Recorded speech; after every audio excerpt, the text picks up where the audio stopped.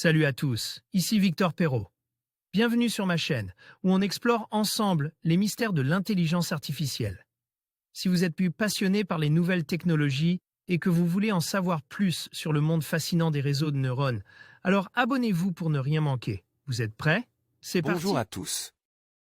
Dans cette vidéo, je vais aborder un sujet essentiel pour tous ceux qui tiennent un blog. Quelles images peut-on utiliser pour illustrer nos articles? Je vais vous donner des conseils pratiques sur les différents types d'images disponibles, les droits d'auteur à respecter et comment choisir celles qui renforceront votre contenu. Que vous soyez novice ou blogueur expérimenté, ces astuces vous aideront à rendre votre blog plus attrayant et professionnel. Alors, restez avec moi et découvrons ensemble comment sublimer vos écrits grâce aux images. C'est le bad buzz du jour sur Twitter. Une agence de marketing mobile a plagié le contenu d'un blogueur, images comprises. Ce dernier, mécontent de ce hoplink, l'agence en question allant jusqu'à se servir des images hébergées chez le blogueur, a donc changé les images pour leur donner une leçon. Le message devrait passer quand on voit le contenu affiché sur le site de l'agence.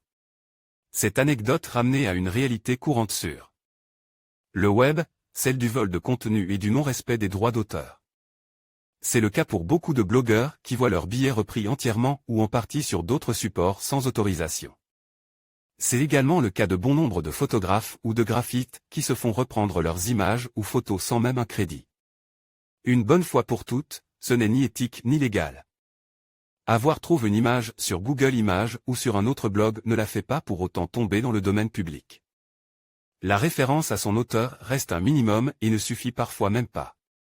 Les licences Creative Commons peuvent permettre d'identifier les conditions d'exploitation. Dans d'autres cas, vous devrez chercher à contacter l'auteur pour lui demander l'autorisation. Et oui, la facilité d'une action ne la rend pas légitime pour autant. Si vous ne jouez pas le jeu, il ne faudra pas se plaindre des conséquences éventuelles.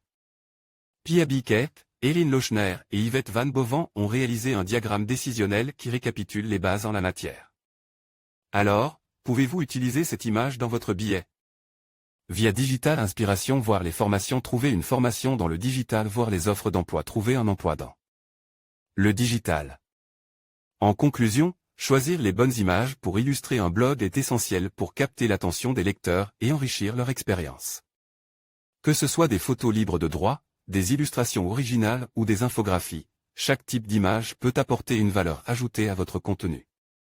N'oubliez pas de respecter les droits d'auteur et d'opter pour des visuels qui reflètent fidèlement le message que vous souhaitez transmettre. En appliquant ces conseils, vous pourrez créer un blog visuellement attrayant et engageant. Merci de votre attention et à bientôt pour d'autres conseils.